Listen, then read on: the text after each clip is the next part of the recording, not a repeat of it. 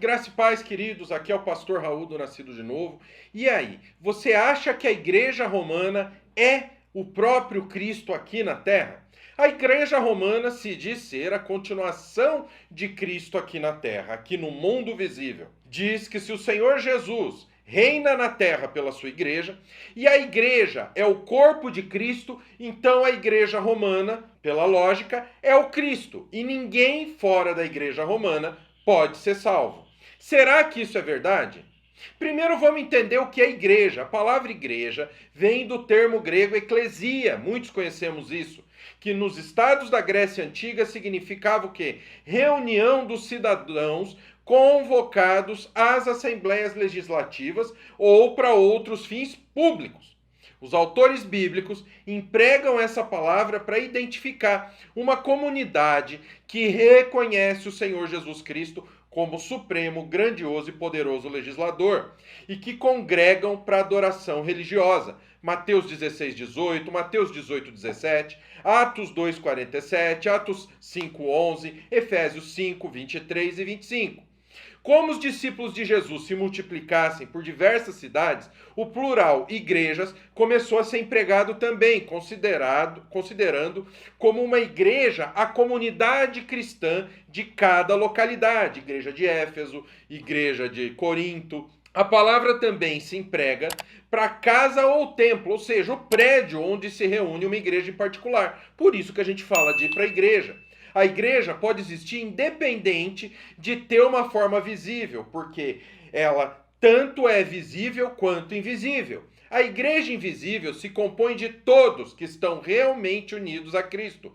1 Coríntios 1, 2, 12, 12, 13, 27, 28, Colossenses 1, 24, 1 Pedro 2, 9 e 10, que fazem parte do corpo de Cristo. 1 Coríntios 1 e 2 diz assim, a igreja de Deus que está em Corinto, aos santificados em Cristo Jesus, chamados para ser santos, com todos os que em todo lugar invocam o nome do nosso Senhor Jesus Cristo, Senhor deles e nosso. 1 Coríntios 12, 12, porque assim como o corpo é um e tem muitos membros, e todos os membros, sendo corpos, constituem um só corpo, assim também com respeito a Cristo.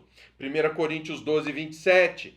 Ora, vós sois corpo de Cristo e individualmente membros desse corpo. Colossenses 1, 24. Agora me regozijo nos meus sofrimentos por vós e preencho o que resta das aflições de Cristo na minha carne, a favor do seu corpo, que é a igreja. Não é uma organização externa à igreja. Os seus membros são conhecidos de Deus, ainda que não possam ser identificados com exatidão por quem?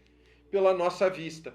Muitos deles estão no céu ou estão ainda por nascer. A igreja visível consiste em todos que professam estar unidos a Cristo, não a uma denominação. Os apóstolos ocupavam uma posição especial de autoridade, mas eles não eram os únicos no governo da igreja. Os anciãos, os bispos, também exerciam funções governativas, de governo na igreja.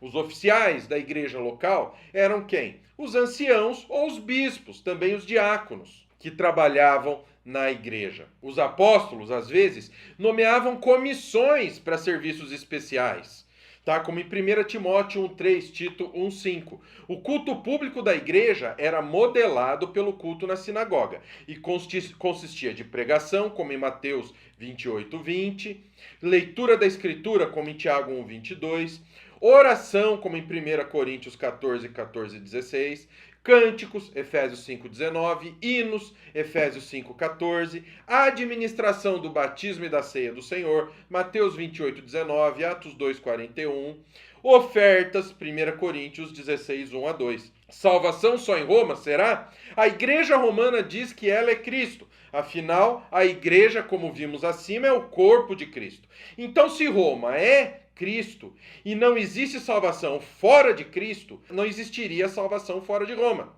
A gente sabe que o Senhor morreu, ressuscitou, subiu aos céus, mas Jesus, antes de encerrar seu ministério, o que ele fez? O ministério pessoal dele na terra, tomou providências para continuar ainda na terra por meio dos seus apóstolos pregando o evangelho, mas a partir do céu, por meio do Santo Espírito, que por ser a Trindade, três que são um em essência, se o Espírito Santo está em Cristo, então Cristo está em nós.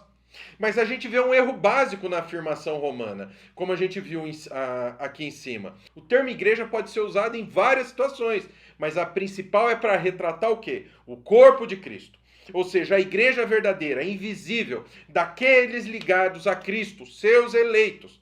Por mais que a igreja possa retratar a comunidade visível, o local ou até o prédio, não é da igreja visível que se trata essa questão quando a gente fala que Cristo continuaria nessa terra.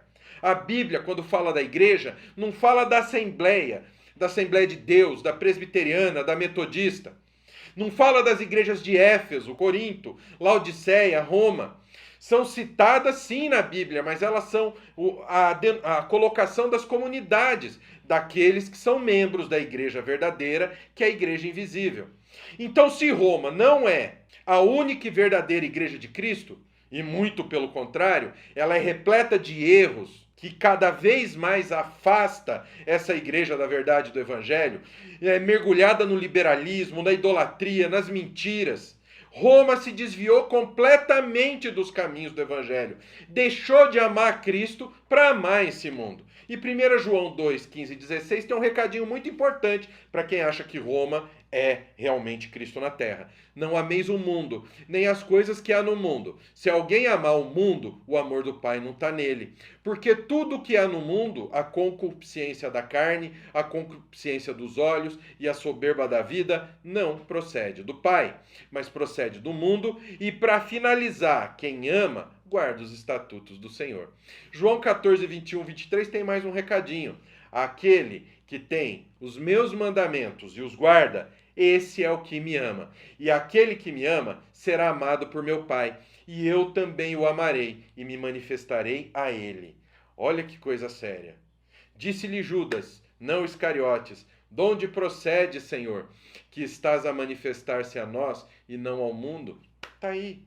Ou seja, quem ama o Senhor faz o quê? Guarda a palavra, guarda os estatutos.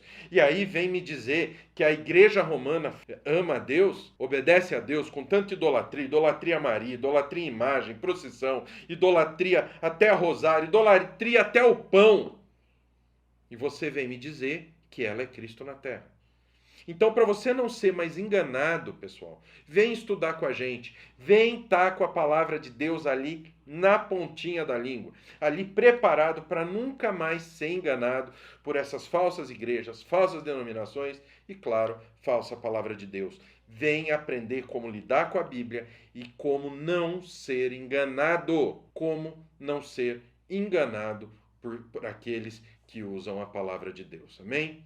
Então vem estudar no Nascido de Novo. Ó, você tem um QR Code aqui em cima, onde você tem todos os cursos do nosso seminário teológico, inclusive a formação completa em teologia, inclusive o curso sobre a Trindade, isso mesmo, um curso muito especial, onde você vai entender essa questão. Como que Cristo está em mim, se Cristo subiu aos céus?